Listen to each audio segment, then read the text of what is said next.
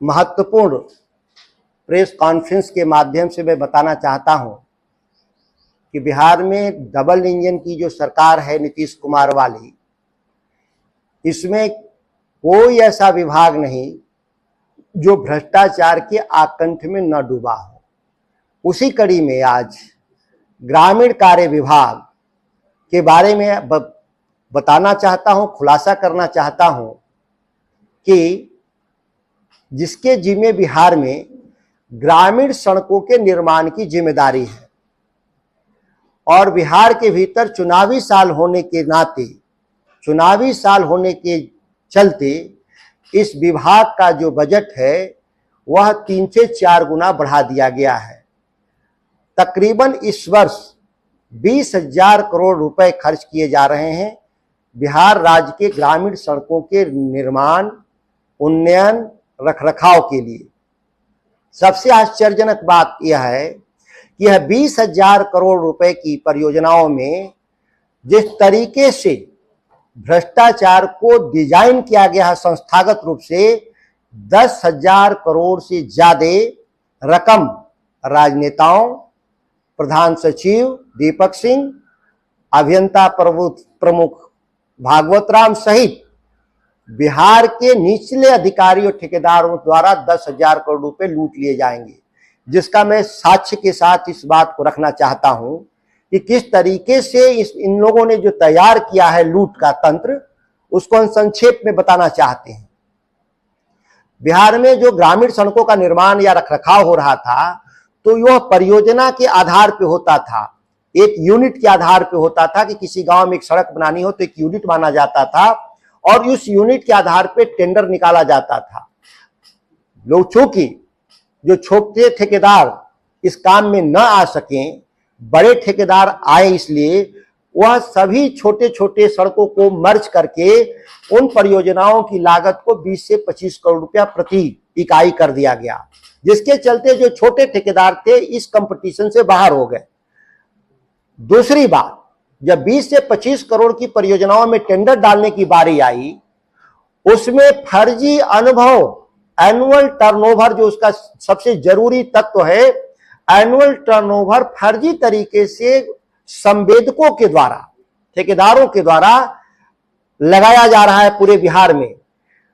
यह अभियंता प्रमुख, सहायक अभियंता, कनीय अभियंता, कार्यपालक अभियंता,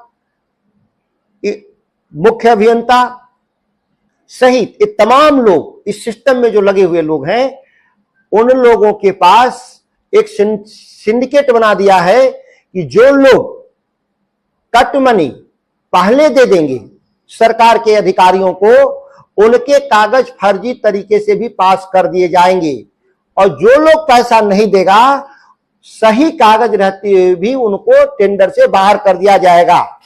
ये इसलिए मैं कह रहा हूं कि साक्ष्य है, केवल आरोप लगाने के लिए मैं आरोप नहीं लगा रहा हूं।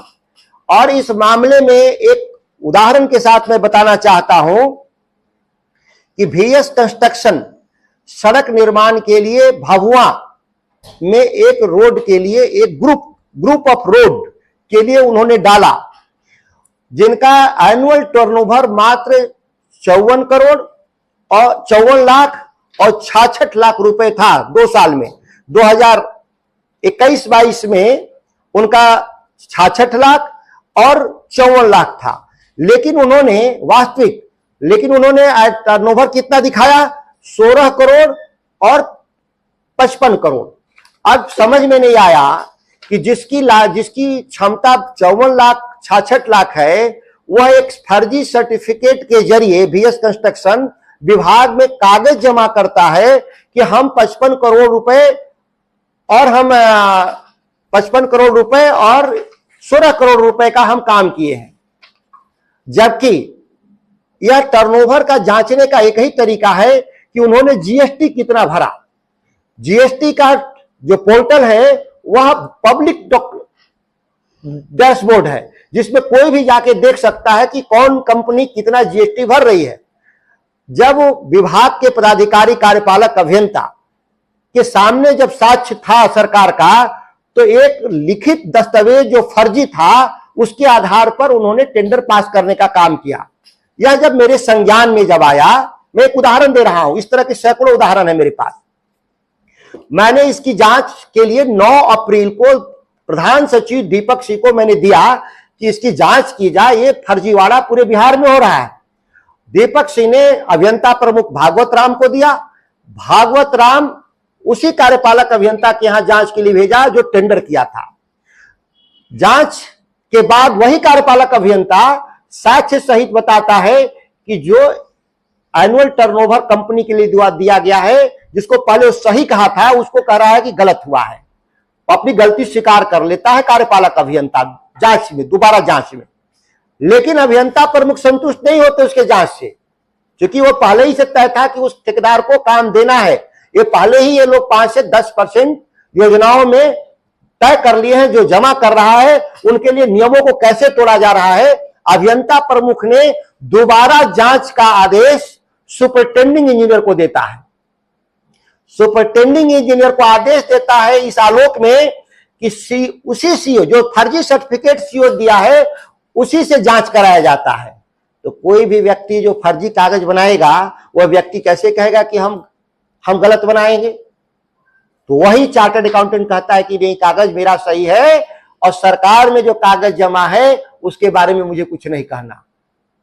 तो सरकार के द्वारा जो कागज है उसको नहीं मानना और एक चार्टर्ड अकाउंटेंट के कागज के आधार पे उस कंपनी को काम देना, यह एक कार्टेल साबित करता है कि इसमें प्रधान सचिव, अभियंता प्रमुख, मुख्य अभियंता, सुपरिटेंडिंग इंजीनियर, कार्यपालक अभियंता, यह पूरी चौकड़ी है डिपार्टमेंट के भीतर, वह सभी लोग मिलकर के हिस्सा बांट रहे हैं। जो खुलेआम इस बिहार में 10,000 करोड़ से कम की लूट नहीं होगी, इसका पूरा प्रमाण सहित।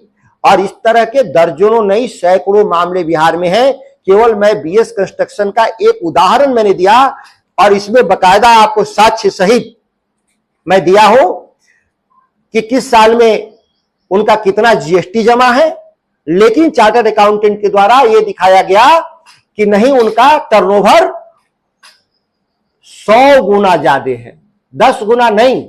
54 लाख को 55 करोड़, 66 लाख को 16 करोड़, 100 गुना फर्जी तरीके से बढ़ा दिया गया। और उसके बारे जो कंपनी है उसके बारे में सच्चाई है कि कोई अनुभव नहीं, और उसको काम देने के लिए किस तरीके से संकल्पित है लोग, यह साक्ष्य के तौर पे आप देखेंगे। इस मामले में माननीय मुख्यमंत्री को भी मैंने पत्र लिखा। इसकी जांच कहां तक है ये समझ में नहीं आया। इस मामले में चार्टर्ड अकाउंटेंट के द्वारा जो सर्टिफिकेट दिया गया कि एनुअली कितना इनका है, जो फर्जी, ये फर्जी कागज है, इसी के आधार पे पता चला कि ये फर्जी सर्टिफिकेट दे रहा है चार्टर्ड अकाउंटेंट, जिसके आधार पर बिहार में टेंडर का अलॉट हो रहा है। फिर अभियंता प्रमुख, कार्यपालक अभियंता, एसी और जो कमेटी है, जब कमेटी के पास साक्ष्य था, जब 2 साक्ष्य थे, एक फर्जी चार्टर्ड अकाउंटेंट का सर्टिफिकेट और जीएसटी जो भारत सरकार के, बिहार सरकार के संयुक्त निर्देशन में चलने वाला जो पोर्टल है, उसमें 100 गुना का फर्क होने के बाद भी माना जाता है कि डाउट ऑफ बेनिफिट इसमें ठेकेदार को नहीं मिलना चाहिए था, सरकार के पक्ष में फैसले होने चाहिए थे। इन लोगों ने बैठक कार्रवाई में उसको संपुष्ट किया। यह इतना बड़ा कार्टेल है जिसकी जांच निगरानी विभाग के द्वारा सरकार कराए, जिसको मैं पत्र भी लिख रहा हूं, बिहार में लोकायुक्त को भी मैं पत्र लिख रहा हूं।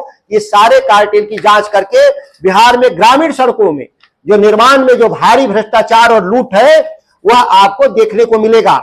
माननीय मुख्यमंत्री जी बक्सर लोकसभा के सेमरी में गए थे प्रगति यात्रा के क्रम में। जिस सड़क का निर्माण हुआ था जनवरी में, वह सड़क मार्च में ही गड्ढे में तब्दील हो गई है, जिसका पूरा फोटो साक्ष्य विभाग को मैंने दिया था।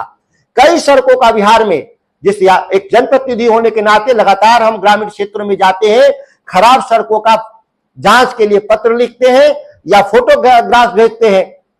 लेकिन इधर नई परंपरा है, 2-3 सालों से मैं देख रहा हूं कि विभाग में जांच की पूरी प्रक्रिया ठप कर दी गई है। अभियंताओं और ठेकेदारों का जो गठजोड़ है इस कदर हावी है कि यह 20,000 करोड़ रुपए इसी बरसात में बह जाएंगे और बिहार के लोग गड्ढे वाली सड़क पर 7 साल तक मेंटेनेंस के अंदर कवर होती है। कहीं मेंटेनेंस 7 साल नहीं देखा जाता, बकायदा वो ठेकेदार गड्ढे में ही चलाता है। कितना भी कंप्लेन करें, ऐसे सैकड़ों कंप्लेन के बाद भी बिहार सरकार कार्रवाई नहीं करती। इससे जाहिर है कि सरकार के शीर्ष पर बैठे हुए लोग भी इस भ्रष्टाचार में शामिल हैं, सम्मिलित हैं, जो जांच नहीं करते। इन्हीं खुलासे के लिए मैं आप सभी को आज आमंत्रित किया था। कोई विशेष सवाल हो तो मैं उसका जवाब देने को तैयार हूं।